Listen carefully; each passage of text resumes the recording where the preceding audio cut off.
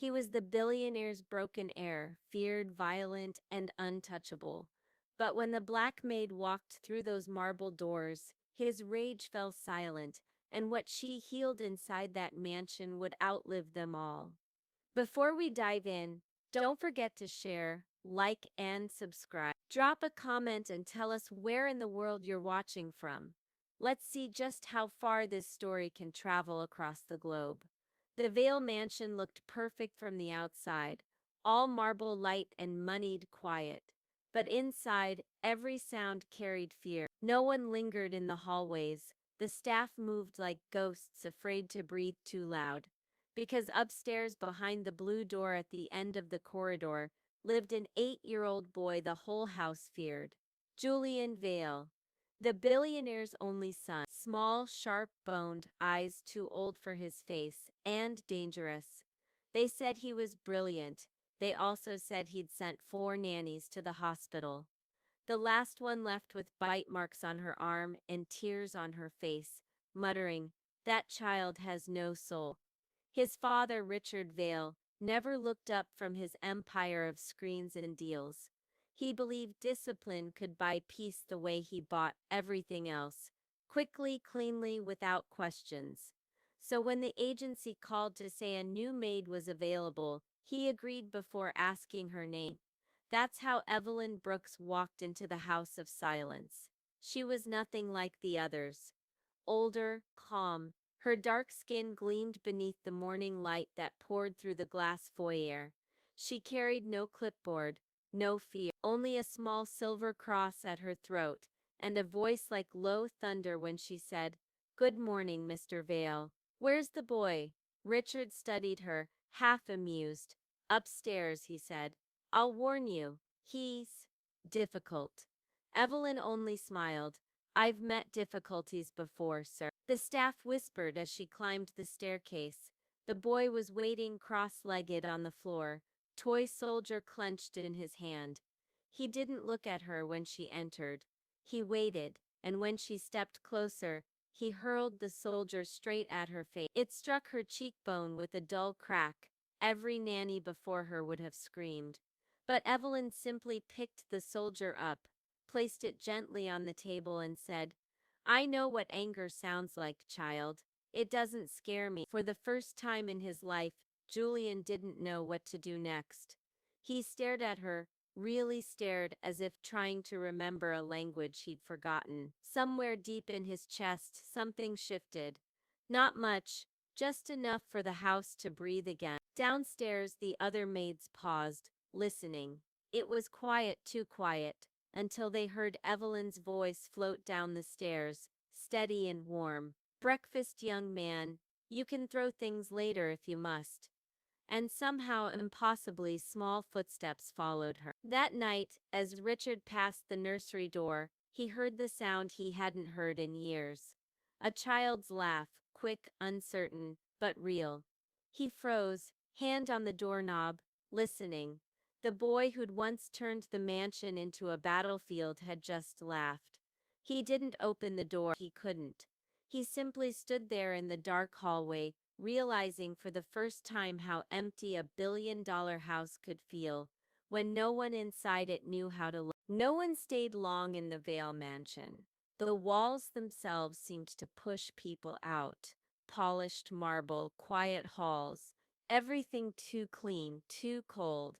The ones who came to care for the boy upstairs left with trembling hands and whispered warnings. Some lasted a week, some barely a day, but every single one was left afraid. So when the new maid returned for her second morning, the staff froze. The gate guard blinked at her ID badge, unsure whether to open the gate. You came back?" he asked. Evelyn Brooks smiled faintly, shifting the lunch bag in her hand. "Was I not supposed to?" The guard stammered. "No one ever does." "Well," she said, walking past him, "I'm not no one." Inside, the house still hummed with that quiet dread. She could almost hear it, the weight of unspoken things trapped in the walls. She straightened her uniform, tightened her bun, and climbed the staircase toward the boy's room. Julian Vale was sitting by the window when she entered, knees pulled to his chest. A toy soldier balanced on the sill. His reflection in the glass made him look older than 8, eyes gray like storm clouds that never cleared. When she stepped inside, he didn't greet her. He just picked up the soldier and hurled it again, a blur of metal and rage. It hit the wall, bounced once, and landed by her feet. Evelyn didn't flinch. She picked it up, smoothed her hand over its dented helmet, and placed it gently on the desk. "You'll break it if you're not careful," she said. He scowled. "Then I'll get another." Her eyes met his steady calm. "Not everything can be replaced, sweetheart." He blinked, startled by the word. No one had ever called him sweetheart. For a heartbeat, he looked like a lost child again. Then he turned away, muttering, "You talk too much." She smiled, humming under her breath as she tidied the room. Downstairs, 2 maids peeked up the staircase. "She's still alive," one whispered. "For now," the other replied. "Give it 2 days. He'll break her, same as the rest." But Evelyn wasn't built like the rest. She'd known real loss, the kind that burns a hole in your chest and keeps burning even after you learn to smile again. 3 years earlier, she'd stood in a hospital hallway watching her son's heartbeat fade on a monitor. A stray bullet had found him on his way home from school, a boy with perfect grades and a gentle laugh. Police called it a mistake. The neighbors called it a tragedy. Evelyn called it the end of her world. When she saw Julian's name on the agency list, emotionally volatile, uncooperative, trauma history, something inside her shifted.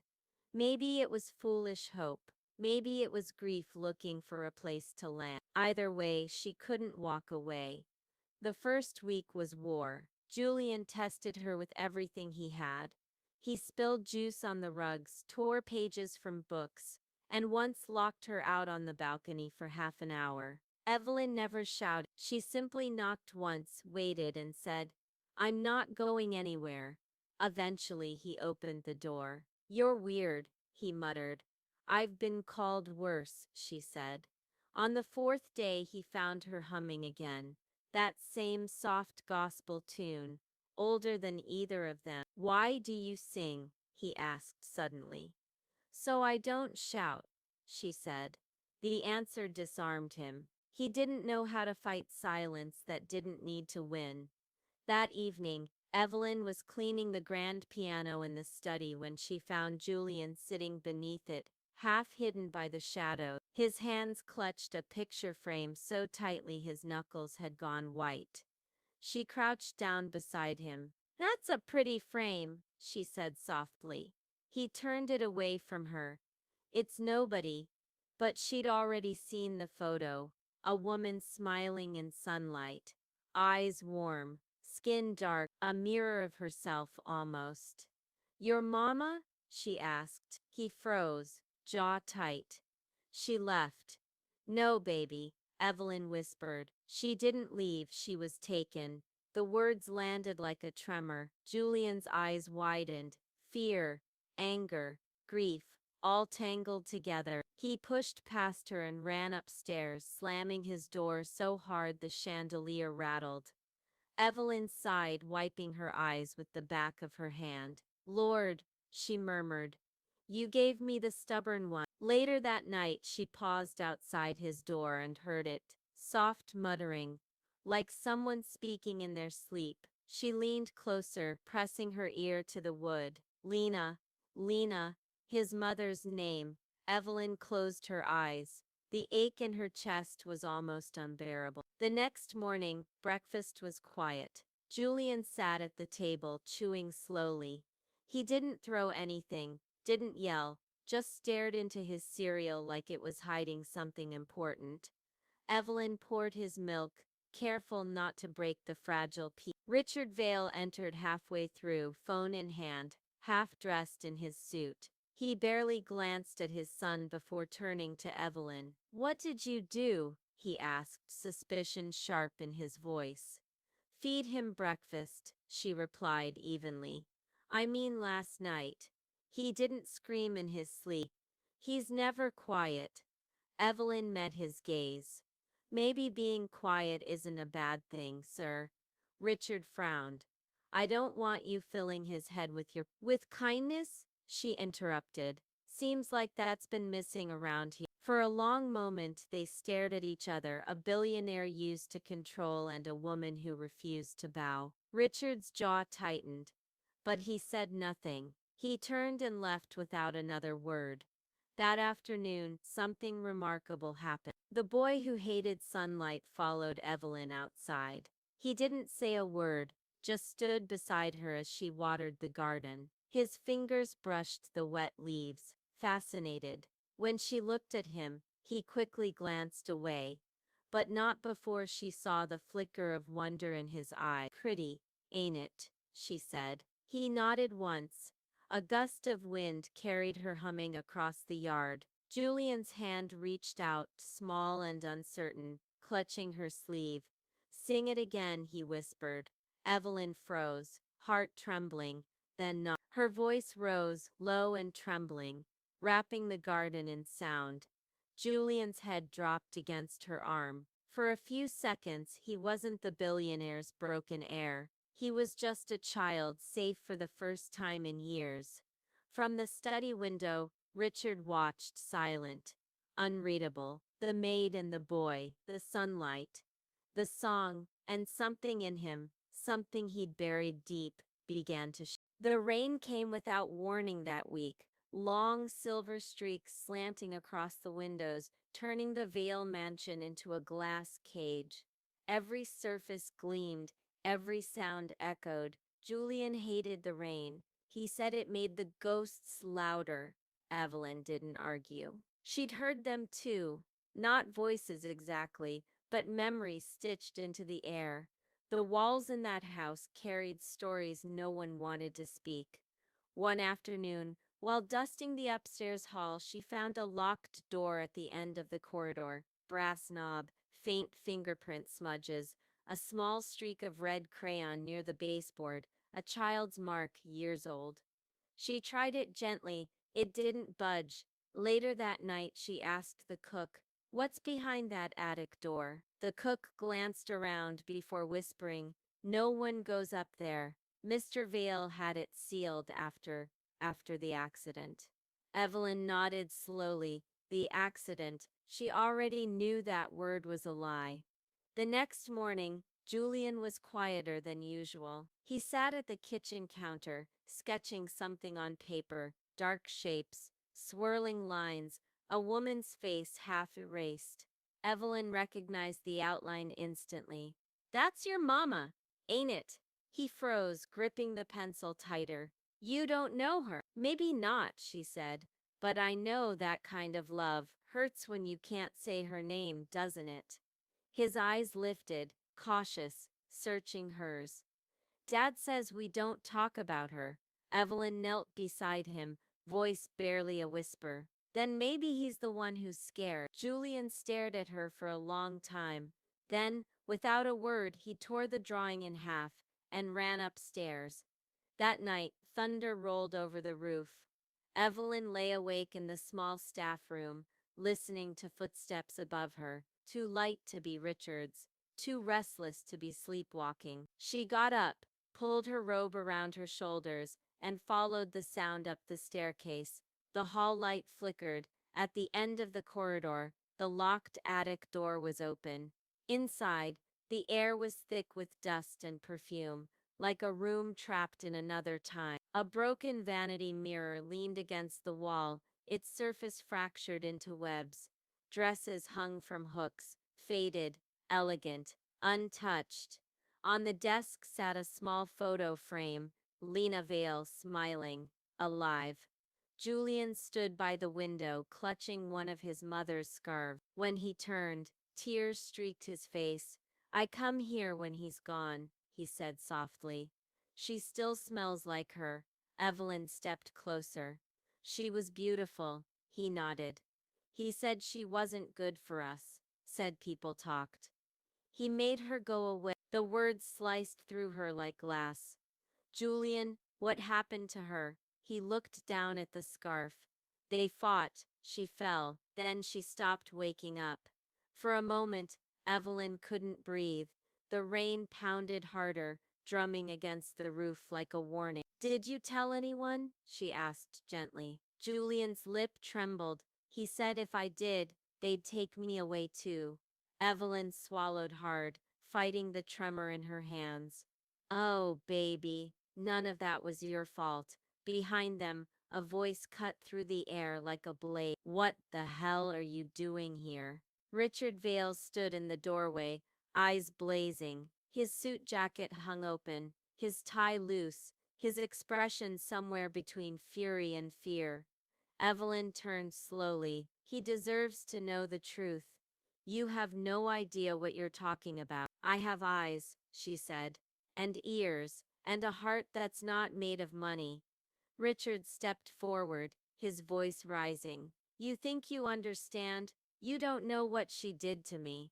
She wanted to destroy everything I built.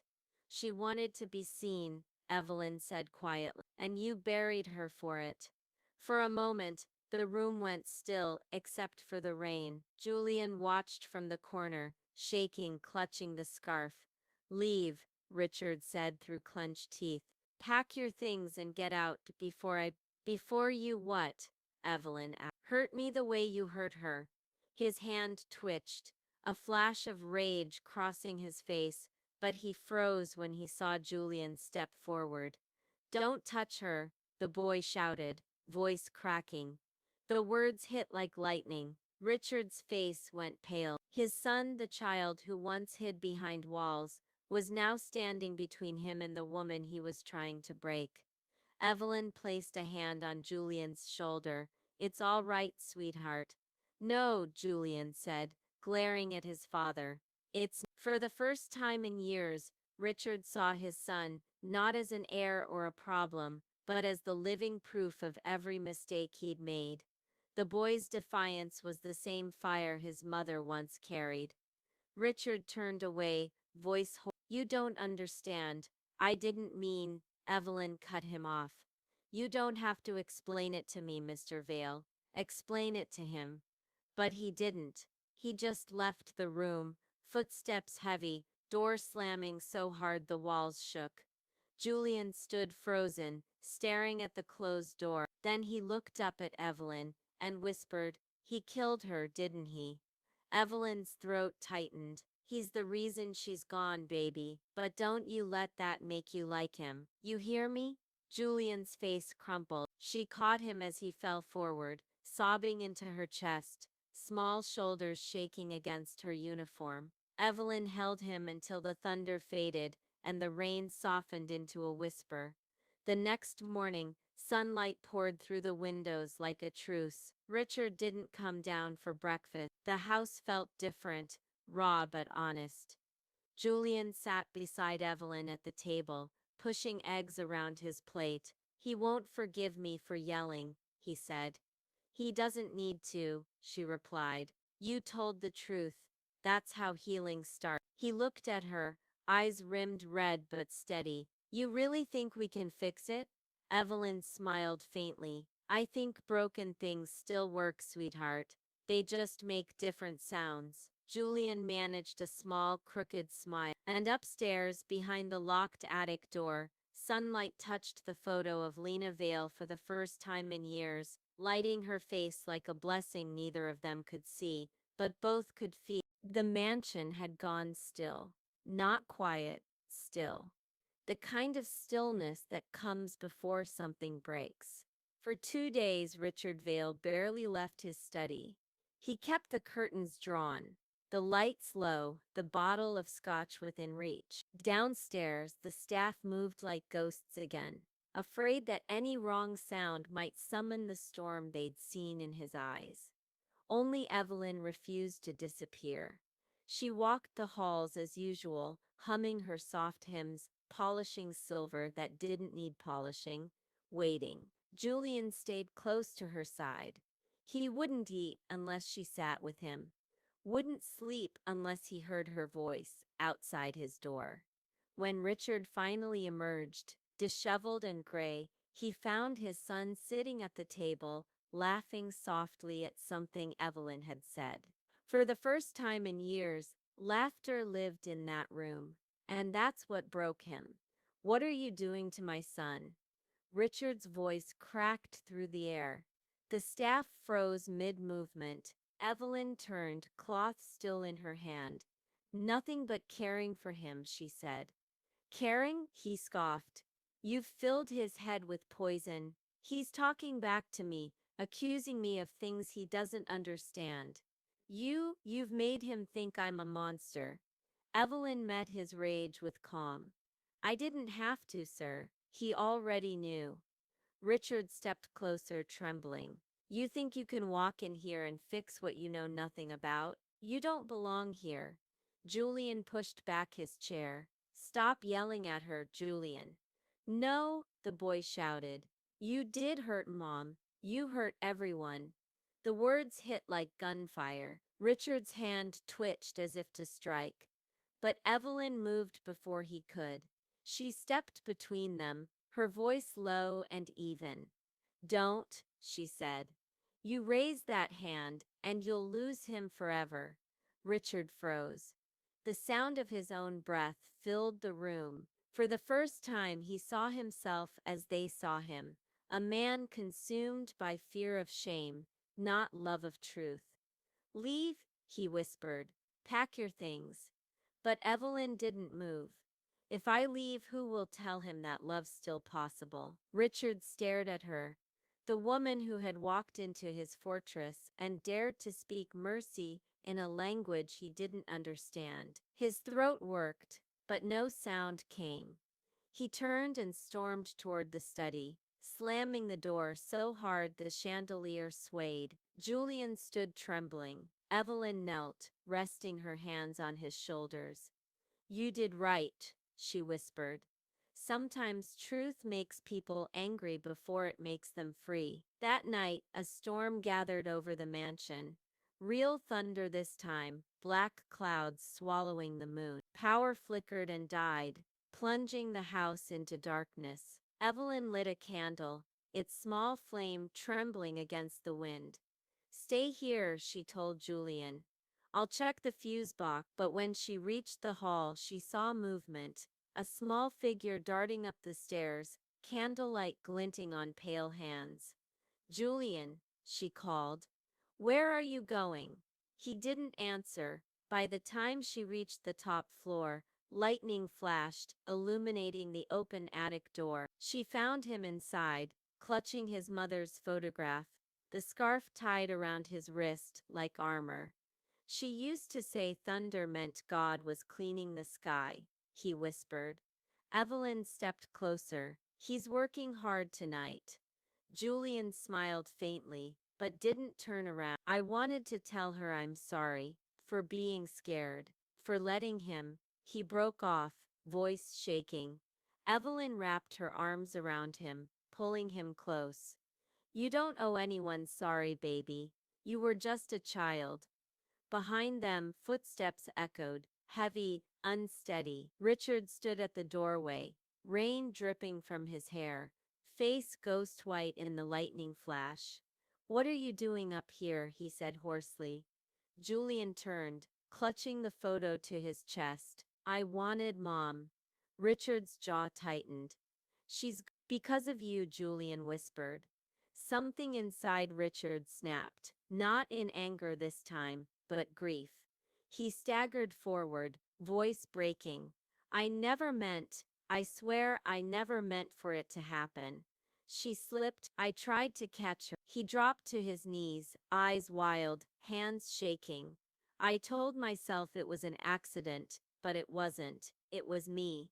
I let her fall." Evelyn watched silently, the candle trembling in her hand. Julian stared at his father, the man who had built a world of glass and lies, and for the first time saw him small. Richard's voice collapsed into a whisper. "I couldn't face you. You looked just like her." Julian stepped closer. The boy who once threw soldiers and slammed doors now reached out hesitant. You should have told me, he said softly. I was afraid. So was she, Evelyn murmured. Lightning cracked overhead, and the attic filled with white light. The candle blew out, plunging them into darkness again. But the silence that followed wasn't fear, it was a relief, raw and heavy. When the storm finally passed, they were still sitting there, father, son, and maid, surrounded by the ghosts they'd finally dared to name. By morning, the mansion smelled of rain and renewal. Richard came down to breakfast without his tie, eyes swollen, but clear. He didn't speak at first, just poured coffee and sat across from Julian.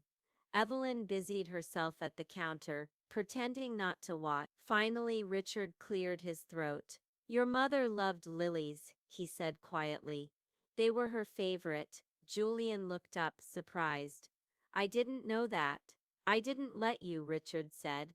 But maybe it's time we stop pretending she never existed. Evelyn met his gaze from across the room. He nodded, a small broken man's nod, and for the first time she believed he might actually mean it. Julian smiled, a shy, tired smile, and reached for his father's hand. Richard hesitated, then took it. For the first time, the house didn't echo. It breathed, and Evelyn, standing by the window with sunlight spilling across her face, whispered under her breath, Thank you, Lord. The storm finally. Morning came slow and soft, like the world itself was catching its breath. The storm had washed everything clean. The driveway glistened, the trees dripped silver, and the sky hung wide and pale, quiet after too many years of thunder. Inside the Vale mansion, it was the first dawn that didn't feel heavy.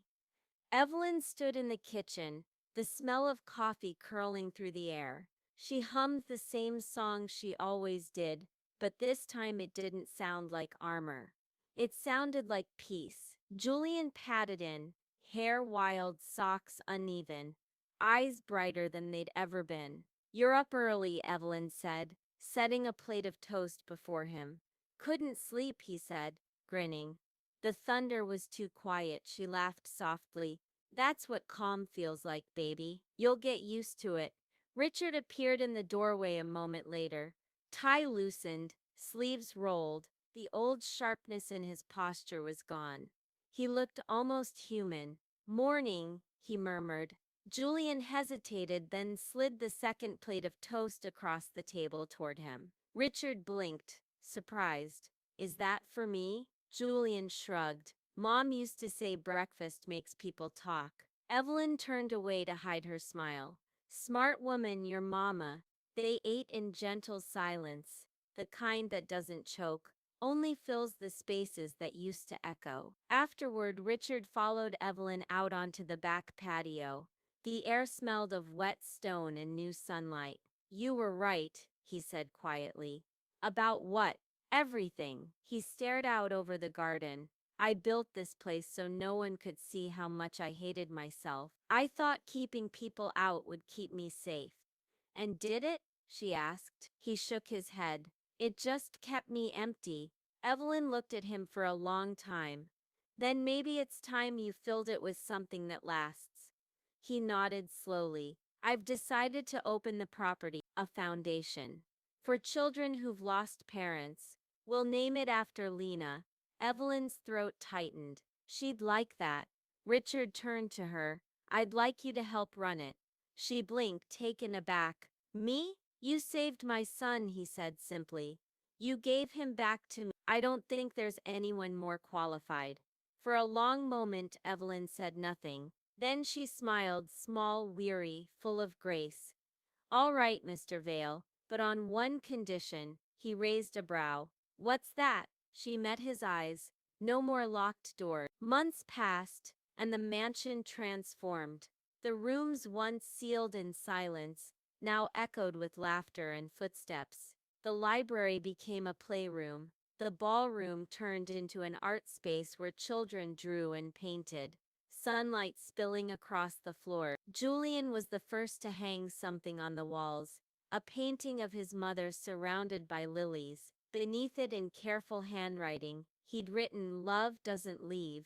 It waits for you to find it again." Evelyn watched him grow like a flower after frost. He still had nightmares sometimes, but they didn't swallow him whole. When they came, she'd sit by his bed and hum until he fell asleep again. One evening, he handed her something wrapped in brown paper. "For you," he said shyly. Inside was the toy soldier, polished, its broken arm glued back on. A small note was tied to it. "You taught me that broken things can still guard what matters." Evelyn pressed the toy to her chest, tears blurring her sight. "Oh, sweetheart, you're your mama's boy for sure." By summer, the first children arrived at the foundation, small, scared, carrying stories that weighed more than their backpacks. Evelyn greeted each one with the same gentle steadiness that had once changed a mansion's heartbeat. Julian helped them find rooms, told them where the best sunlight fell in the garden, and showed them the portrait in the hall. "That's my mom," he'd say proudly. "She makes sure no one feels alone here." Richard watched from the balcony, eyes dim. He wasn't a perfect man. Guilt still haunted the edges of his days. But he'd learned something precious. Redemption doesn't erase the past. It redeems how you live after it. One evening, long after everyone had gone to bed, Evelyn stood by the open window of her small room. The night smelled of jasmine and rain. She looked out across the property, laughter fading into the dark, fireflies winking near the trees, and whispered a prayer. "Lord, I thank you for storms that break what shouldn't stand, and for mornings that let us build again." A knock sounded at her door. Julian peeked in, sleepy-eyed. "Miss Brooks?" "Yes, baby. Can you sing the song, the one from when I was bad?" Evelyn chuckled softly. "You were never bad, Julian, just lost." He crawled up beside her on the couch. She wrapped an arm around him and began to hum. That old hymn about finding light after dark, about love surviving in ruins. When she finished, Julian whispered, "Do you think Mom can hear it?" Evelyn smiled. "I think she's been hearing it all along." He nodded, eyes closing. Within minutes he was asleep, his head against her shoulder, breath slow and even. She sat there long after, watching the dawn crawl over the horizon. And when the first light touched the portrait of Lena Vale downstairs, Evelyn could almost swear the woman was smiling. Some houses are built to keep people out. Others are rebuilt to let love in. The billionaire's son didn't need another nanny. He needed someone brave enough to stay. And sometimes healing doesn't roar. Sometimes it hums quietly in the kitchen, while the world learns to breathe again.